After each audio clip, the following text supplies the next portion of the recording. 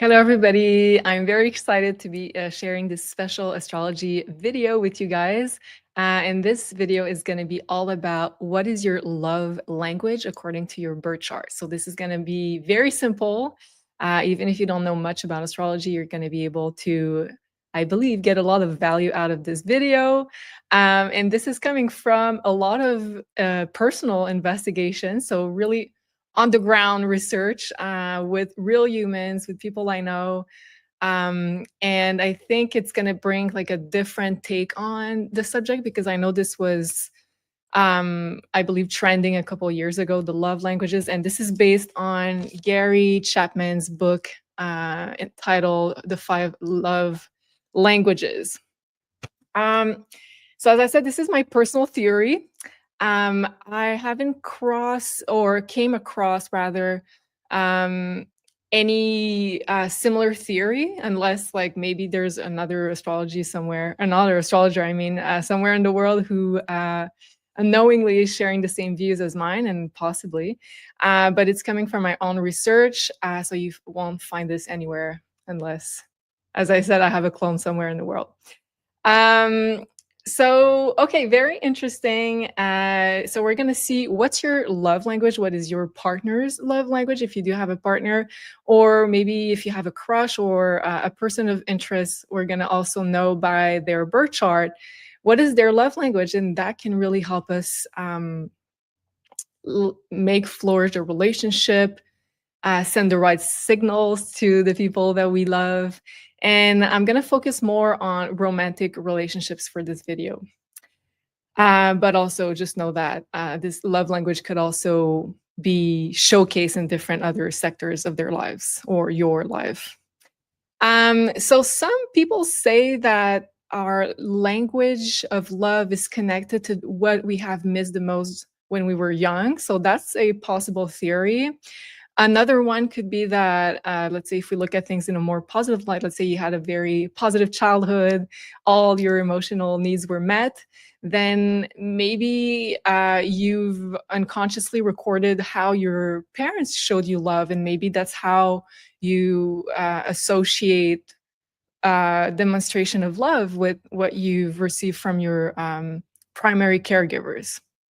So what is sure is that it's based a lot on our primary caregivers, because those are our primordial, and especially the relationship to the mother or your primary caregiver is the first one, our primal relationship here on earth in this incarnation. So this is where, in this relationship, positive or not, that we have learned how to bond with other people and how to receive love, give love, how to create and invest in that relationship bond. So this is how we have learned a lot of things, a lot of our behaviors, whether it is being acted out consciously or unconsciously. So when we're talking a lot about childhood patterns, primary caregivers, we are talking about the moon in astrology. And first, I wasn't sure I was going to look at the moon for this video. When I started my investigation, I was like, oh, maybe it has to do with Venus and Mars, which are also personal planets involved in how we like to show love, receive love. But what I discovered in my very much practical underground investigation with the people around me is that I could see like a definite, very clear pattern that it was definitely connected to the moon. And although I could see like a very clear patterns with the moon signs and the moon placements on a lesser level, the houses, I could definitely see that I would say almost all of the same moon signs were showing the same love languages or the same house placements, the secondary love placement. Although I have an exception for this rule, and this is what I find absolutely fascinating with both psychology and astrology, how they integrate and connect so well, is that there were like a couple of cases that I could see that did not fit the pattern. And I was like, why? And then I remember, because I know those people on a personal level, I was like, oh, and then I remember that they had traumatic childhood experiences, or let's say a mother that wasn't giving the emotional affection that they needed, or it has to do with like a difficult relationship oftentimes with one of the parents or both. And then I looked at their chart, and yeah, they had what we call in astrology an afflicted moon. So their moon had like difficult aspects to them. So oftentimes another tough planet that comes to the moon. So in the cases of people with afflicted moons, it's like they were repressed in their emotional needs. So they oftentimes have another pattern of expressing their love languages. So when I discovered that, I was like, okay, I was mind blown, and I can't wait to share that with you. And I had so much material. Well, not that much, but I decided to separate it in 2 videos. So this one is going to be about the love languages, and I'm going to do a part 2 about the emotional blockages that come with having a repressed moon. So this is going to be in part 2. But in this first video, we're going to focus on your emotional needs. And just keep in mind that if you see that your moon placement in sign and house doesn't correspond to your strongest love languages, then it's probably due to an afflicted moon. So we're going to check that out more in detail in the second video. This is so interesting. And in astrology, the moon is connected to our family heritage, is connected to our ancestral line, to the relationship with the mother or primary caregivers. Oftentimes, well, sometimes it's the father, but most times it's the mother. And also on another level, if we keep digging, it can also deal with past lives. So just keep that in mind, that it's a lot of what we've inherited. So it's not just you as an individual.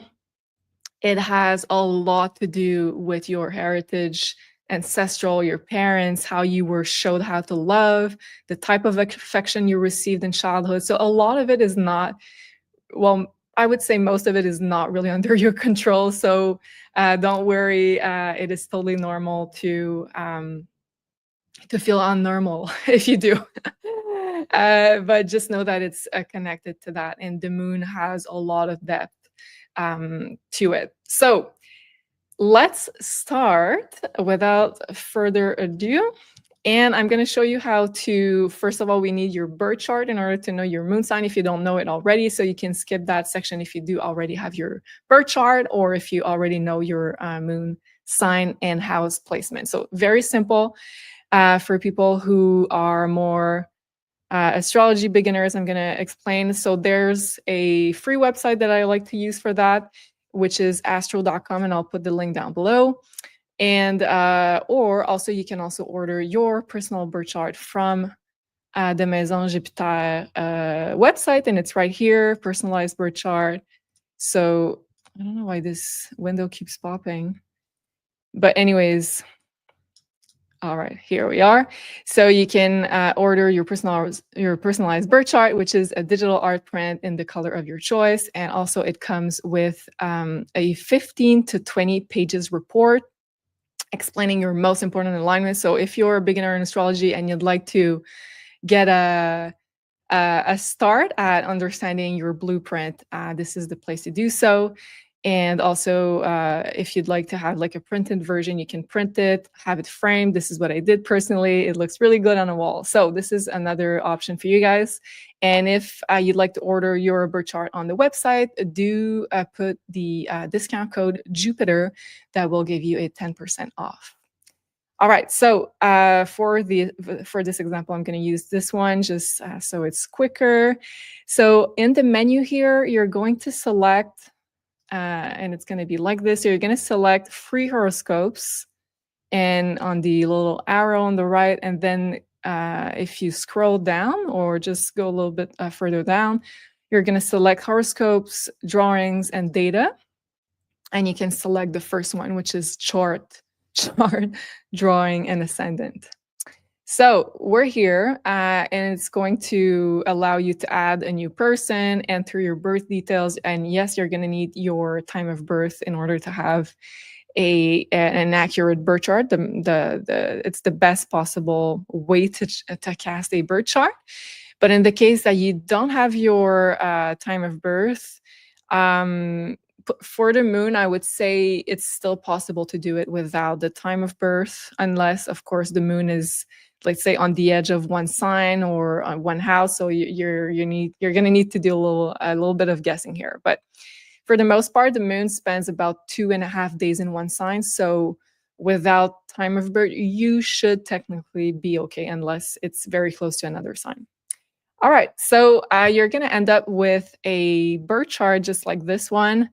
And for this video, we're going to look at the moon. So the moon is here, as you can see, like it's a little crescent. So this is your moon placement in your birth chart.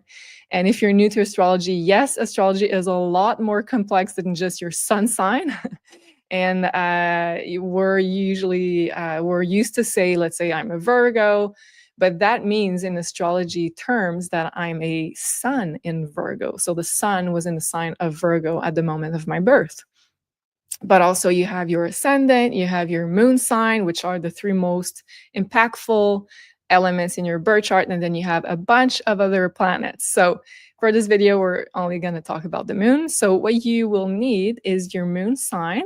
So here I can see that I have the moon in Sagittarius. If you're unsure, you can also look at the little table on the left. And it says here 22 Sag. So that's Sagittarius. And the other thing you're going to need for that video is the house placement. So in my case, and the house placement starts at the ascendant and it goes counterclockwise from 1 to 12. So you're going to note where in the inside of the circle, where is your moon located? So for me, it's located in my 4th house and my moon is in Sagittarius. So the first thing you're going to look up in this video is your sign. And then you can also look your house placement. So for me, for example, I'm going to look for moon in Sagittarius, first of all. And then second, I'm going to look for moon in 4th house. That's going to be the second section in the video I'm going to look for. So I hope this is clear. And for part 2 of the video, so you can already prepare for it, you can look at what if you do have planets around the moon and keep like a large orb. So either planets in the same sign or close. So I would put all of those planets basically. And if you're unsure, you can also look at the little symbol list on the left. So just note them. What are the planets close to your moon? And I would also look at opposite your moon. So directly opposite. So my moon is in Sagittarius. I'm going to look at, is there something in the opposite sign of Gemini that is close to the degree? So 22 degree, nothing in my case. I have an opposition to Chiron, but it's rather far. And if you're more advanced in astrology, you can also note the squares, which are 90-degree angles to your moon. So this is all we need to get started. And okay, so we're going to first talk about the 5 love languages. And I suggest that you intuitively note which ones are the strongest for you in order of importance for you. And then I'm also going to link down below the link for a free test that is the official test for the book, I believe. And also, we have a very special event coming up, and that's very much connected to what we're going to talk about here, because the moon in astrology is connected to our mother relationship, and that is what's going to shape all of our other relationships in our life. So the moon is also our emotional needs, our ability to be fulfilled on an emotional level, our ability to be happy, to be connected with our feelings, to be also intuitive. So as you can see, this is a very important part of our emotional and behavioral development. So this is why we created this very special activation for Mother's Day. This is going to be a guided meditation by Elena with singing bowls. And we're going to work on sending love and healing to our mother-daughter relationship. And of course, you can have, let's say, if you have a daughter that's and you'd like to do the activation for this relationship, that's also a very much a possibility. So in there are cases where the mother is no longer living, but still I think it's going to be super powerful to heal, to send love and healing, because ultimately this is us still living that are going to receive all the benefits from this in our emotional, let's say, endeavors, in our relationships, in our healing process. So this is going to be a very, very powerful activation. We're going to talk about the astrology of it too. And we'd like to offer a 15% off discount with the code Mother's Day. And that's going to be until May 7th. So just for 1 week, and then it's going to be at regular price. So it comes out to $22 with the discount. Very, very affordable. And it's going to be available live, and that's going to be on May 9th. And you can also watch it on replay, and it's going to be like a timeless activation to send love and healing and to benefit from all the positive consequences of that very, very profound healing activation that we're going to do together. So okay, I was gonna show you the slide here, but I got distracted, so let's go. So I was going to tell you, yes, these are the 5 love languages. I made a slide here, so it's I know a lot of you are visual people, so it might be easier for you to read them. So this is according to Gary Chapman's bestseller book. And just by hearing about them, I encourage you to just intuitively figure out which one are the strongest for you. So how do you like to be shown love in a romantic relationship? And in the test, and I would do it intuitively before you do the test. Because the test, I believe, was made for all sorts of relationship, like friendship and love. In my opinion, some love languages can vary a little bit depending on if it's a friendship or if it's a love relationship or romantic relationship, especially like the physical touch part of it. So just do it intuitively before you do the test if you are going to do the test, which is very much not needed. So the first one is words of affirmation. So if you really like to, if it's really important to hear how beautiful, how lovable, how your partner loves you, to hear that in the form of words, if it's really important to you, then this is the words of affirmation. And of course, I believe we all need the 5 ones at different percentages. So just try to figure out like what's the most important way, what makes you the happiest when you receive this form of love from your romantic partner. So the second one, well, not necessarily second, but just as a random order here, is quality time. So quality time, if that's your love language, then you like to have 100% the presence of the other. You like that your partner devotes quality time to you, as you being like the center, the priority in his life. Let's say you go to a weekend, a special getaway weekend. You don't look at your phone, so without distractions. And if you're doing like a Netflix and chill type of situation, this is not really quality time, because this is not, your partner isn't the sole purpose of your attention, right? And also quality times, if you're not watching TV, comes with quality conversation, right? Because you're not just looking at each other in the eyes, right, the whole time. So quality time, that's basically it. And then the other one is acts of service.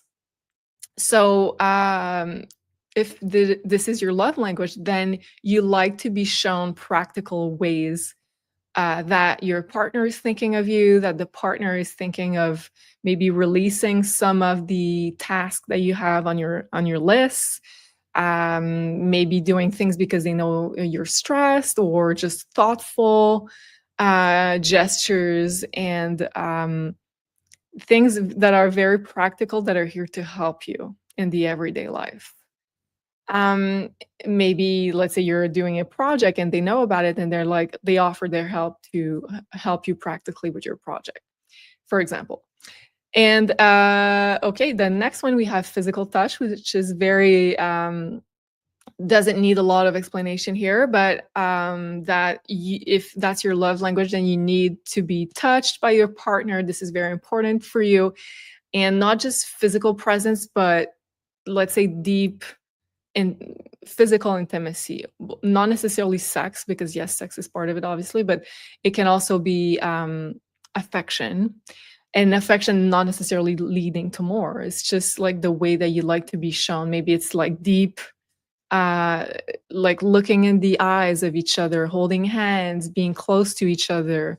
And sometimes it's just like very innocent, but if it's your love language, then you'll know, because it's going to be important to you.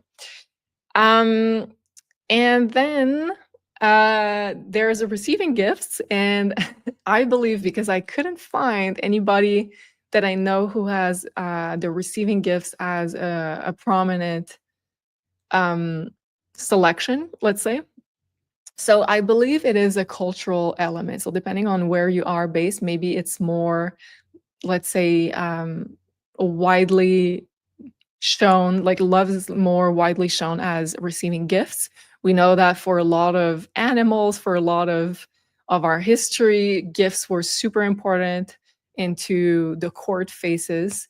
So and just keep in mind that also receiving gifts is like, if that's your love language, or one of your most important love languages, is can be also like, oh, how thoughtful of you that you gave me this object, and in memory of something that we lived together. So sometimes it's just something physical that could hold value, or not really, or not at all. That could be like just a thoughtful reminder of something you've went through together. And let's say if you have a distance relationship, then this could become a little bit more important to you, because maybe you hold on to physical objects that make you remember your partner. And also in the book, Gary mentions that receiving gifts can also be the gift of presence. So let's say you're doing something that's stressful for you, and you'd like your partner to be by your side. I would just not confuse it with quality time, because quality time is like we really are connecting during that time without distractions. But the gift of presence in the receiving gifts category can be more like, um, let's say you're going to a funeral and you'd like your partner to be by your side. This is not like a quality time type of event, but you know that they're gifting you, because let's say they're not going to work. So it's like a gift of their time, right?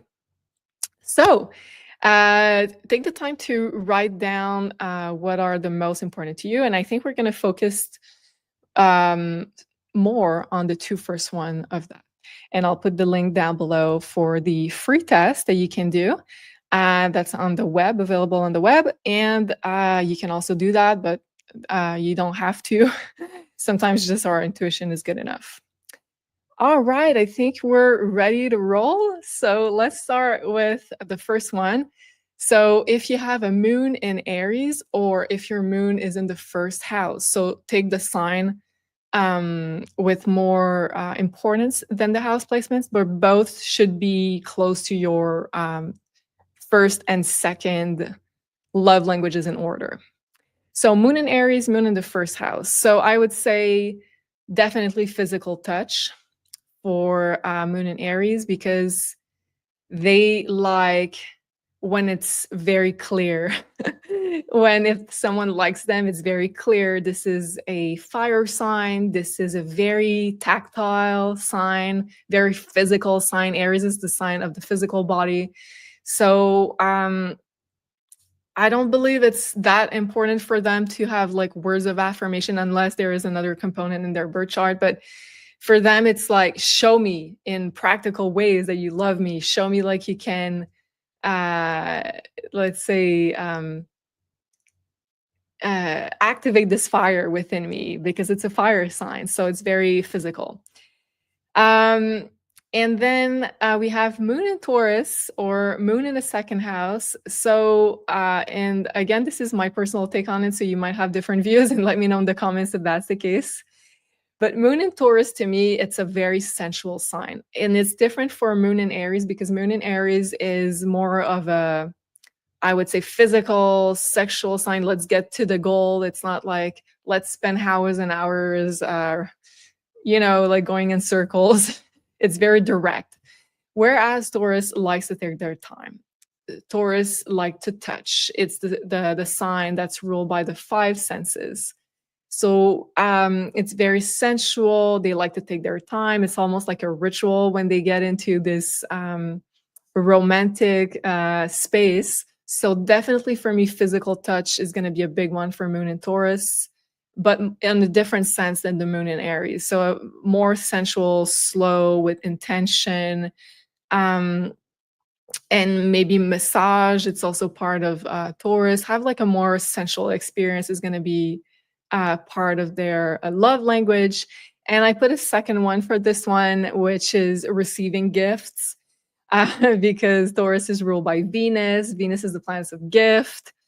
And although not a lot of people in my environment gave receiving gift as their top ones, I could see like my friend Moon in Taurus or Sun in Taurus really likes the gift giving, and they are very generous in nature. So they themselves like to give gifts to show that they thought about someone, and usually that's very thoughtful. So I believe it's really part of the Moon in Aries, Moon in Taurus, I mean, or the Moon in the second house. And also let me know down below what you think about that. All right. The second one, the other one that we had, the next one, I mean, we have Moon in Gemini or Moon in the third house. So for me, this one is very simple. This is definitely words of affirmation. Definitely. Gemini rules the words, it rules speaking. Yeah, manifesting something into speaking it. So, and it's very intellectual. So Moon in Gemini really needs to hear how much you love them, how much you think they are wonderful, intelligent, sensitive, amazing. So Gemini is all about the words. So that's going to make a big impact if you're trying to show your love to a Moon in Gemini, or if you yourself are a Moon in Gemini, then it's probably very important to you. So it's not just about, for you, it's not just about the practicality of love. It's about being able to also vocalize it and say the things that you appreciate about the other. So if it's also the love language of your partner, I suggest that you do that quite often, because in Gary's book, he's talking about having a reservoir of a tank, a love tank that he calls it. And he says that if your love tank is empty, this is where you can run on an empty tank for some time. And then you're going to be very unhappy. You're going to start to criticize. You're going to be more in a depressive mood.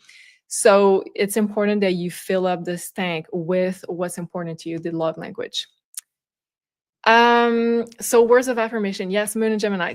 Next one, it's Moon in Cancer, Moon in the fourth house. So what I noticed about people with Moon in Cancer or Moon in the fourth house is that physical touch is usually one of their big ones. Because Cancer is all about feeling the motherly love, this kind of familiar love, this safety, this emotional safety. And that comes primarily in our life experience through the physical touch of our mother.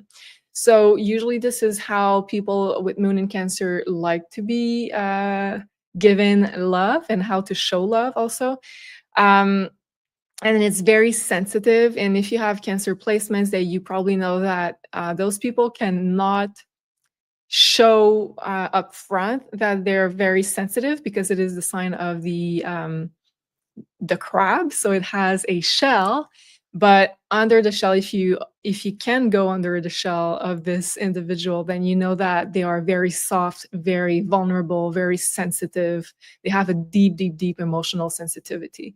So physical touch, if you can get into, of course, the inner, let's say, circle of this inner protection of this individual, then you'll know that physical touch is very, very important to feel safe, to feel love.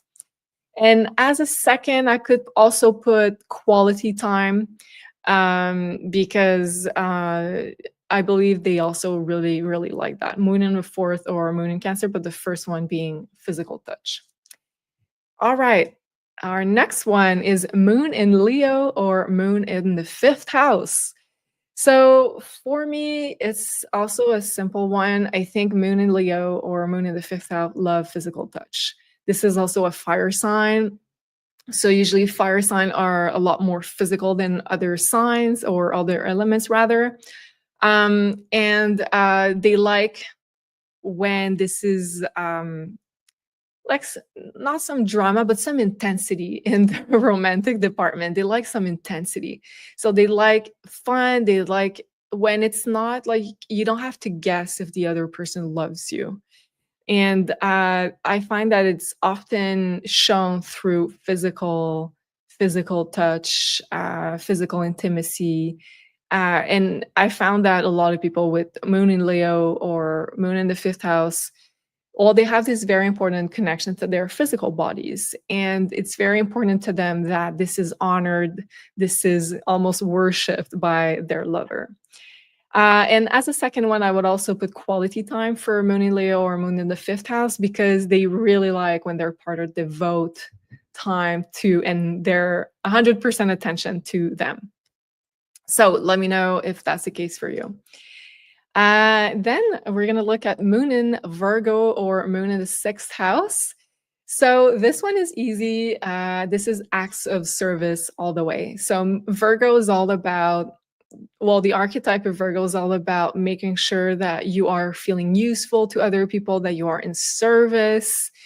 And people with strong Virgo often demonstrate their love and attention in small details, but practical details. So that's often how moon in Virgo or moon in the sixth house like to be shown, that their partner care for them. It's not just about the words, it's about practicality. They want to see practical proofs of that love. And yeah, that could be as simple as getting the trash out, for example. For Virgo, practicality and simple actions can really go a long way, more than just like long poems about how they love you. So they want to see practicality. So acts of service, show how you notice small details about what they said. Maybe you remember that they had a busy schedule that day, and you took the liberty to help them unknowingly, or without them knowing about it. I mean, and let's say, I don't know, like help them with something and cook dinner because you know they had a long day. So that's really goes a long way for Virgo, because it means that you listen to them, you are making practical efforts, and they would rather have like small demonstrations of love than something very grandiose, and then you forget about like the day-to-day life for a while. I don't think that would be very efficient for them. So the next one is the moon in Libra, moon in the seventh house. So moon in Libra, the first one that I saw, according to my underground research, was definitely words of affirmation. So that's a big one for the moon in Libra or moon in the seventh house.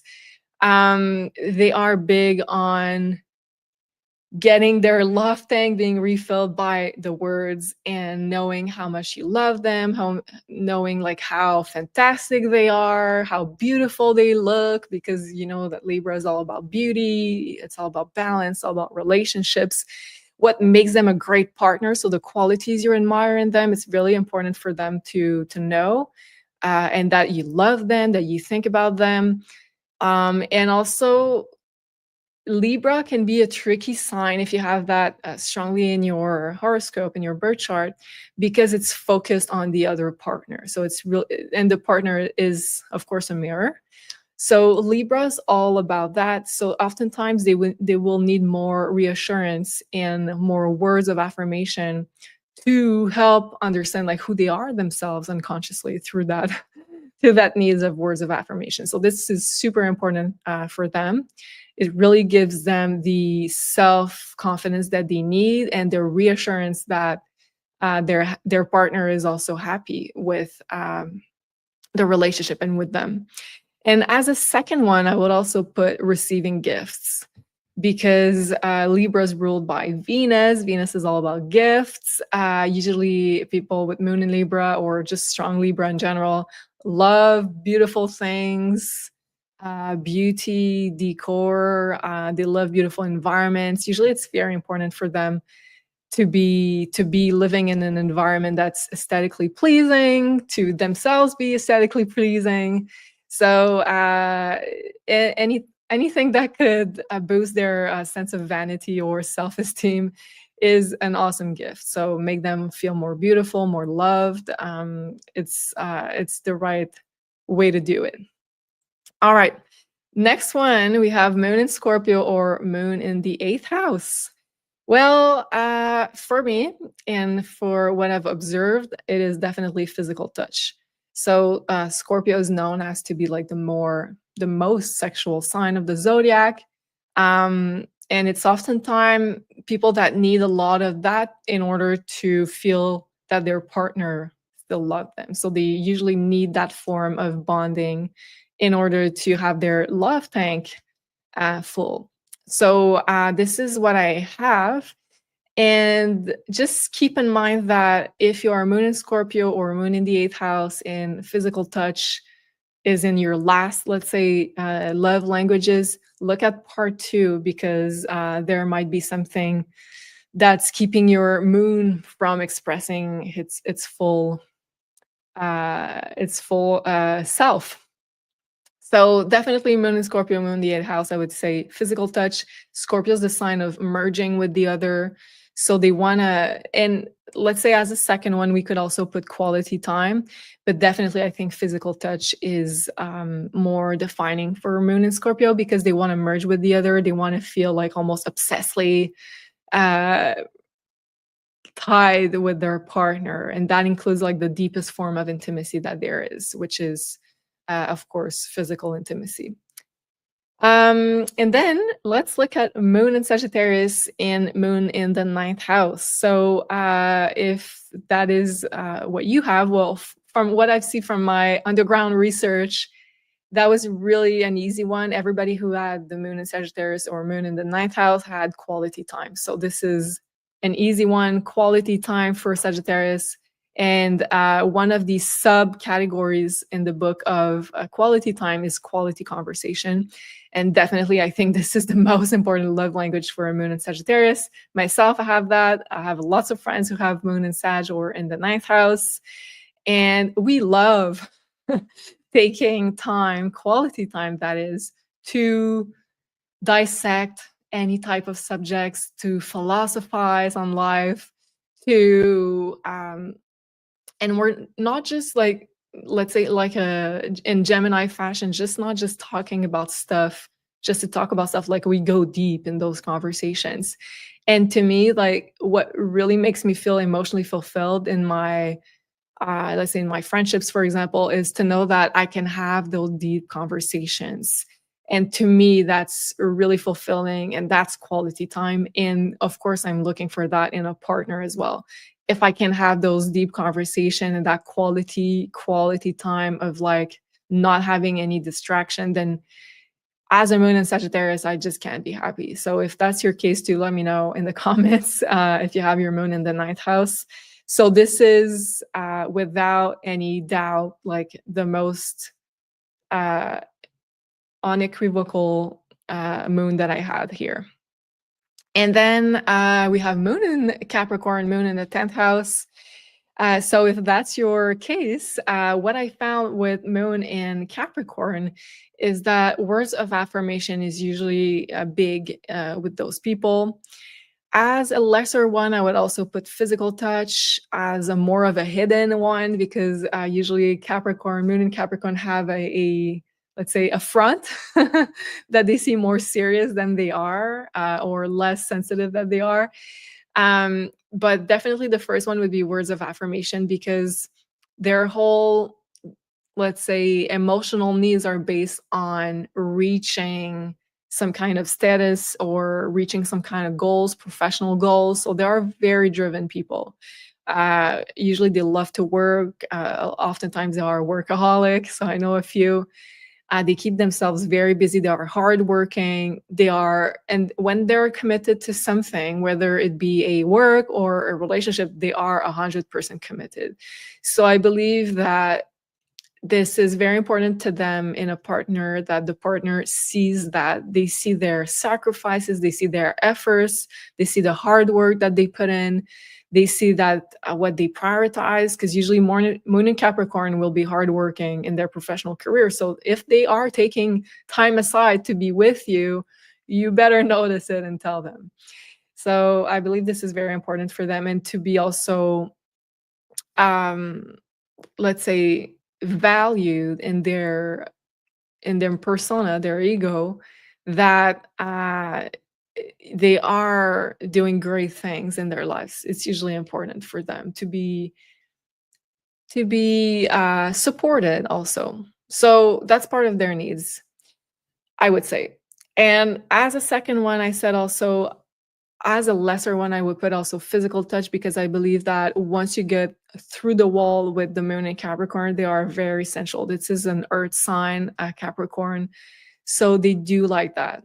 But they need to trust you first. So you will need to, it's not like moon in Capricorn is not someone that they let people get close to them easily. So you'll have to take your time with it.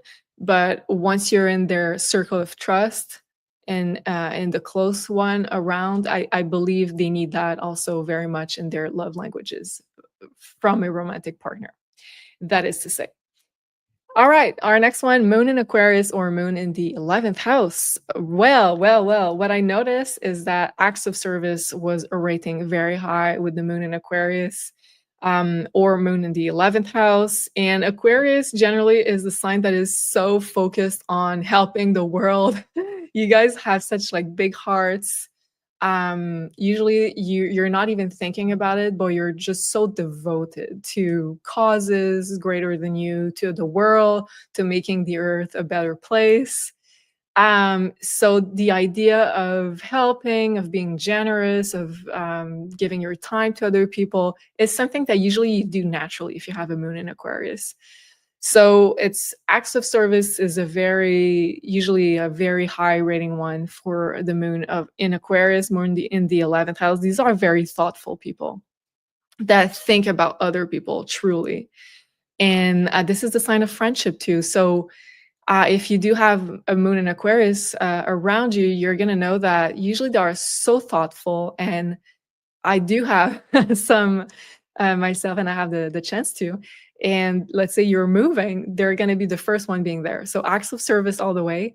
And as a second one, I saw also as a pattern that quality time is often also rating high, maybe as a second one for moon in Aquarius or moon in the 11th house.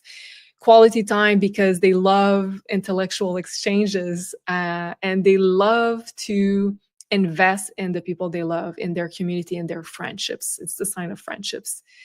And usually they are very smart people who it can hold very intellectual or very deep conversations about anything. They're very curious people. It's an air sign.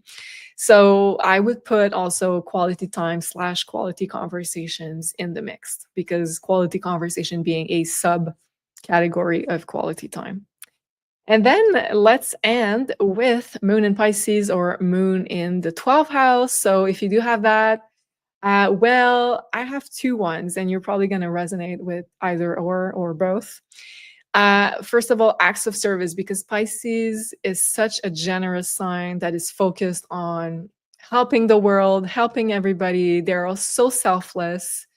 And also, Pisces is the sign with no boundaries usually. So that can be, of course, a problem, but we're not going to dive into the problems here. We're going to dive into what you need to be fulfilled emotionally. So, of course, I think acts of service comes very natural to you, Pisces, moon in Pisces, I mean, because you're very altruistic in nature, very selfless. So, being generous with your time, your money, your energy comes very natural. And I believe that when it gets reciprocated, it's very appreciated from a moon in Pisces or a moon in the 12th house, because those people can do lots of volunteer work. They can devote a lot of their time to causes or people in need, and just making the world a better place. So this is such like a selfless sign. And then as a second one, I would also put receiving gifts, because, and that doesn't come really like a natural one here, but I've noticed that from a couple of moon and Pisces that I see that could not necessarily would admit it that they like receiving gifts. But I think that because of their generous nature, they usually moon in Pisces naturally gives gifts, whether it's just like a thoughtful little something that reminds you of like, oh, remember we did this travel and I brought you something back, you know, or anything, like oh, you said that the other day and I thought about it, so I gave you, I thought of bringing you this, or really thoughtful gift when it's your birthday. So I believe like their generous nature, of course, if that can be reciprocated, could feel really good for a moon in Pisces, being so generous themselves. So this is what I have, guys. I'd love to know what you think about those signs, those house placement. Let me know in the comments down below. I'd like to know if you do resonate with that. And do remember that I will put a part 2, because if you don't, then we're going to look at the state of your moon. Is it working like a normal moon, or is it working like a repressed moon? And we're going to talk all about that in the second part. So see you very soon. Bye-bye.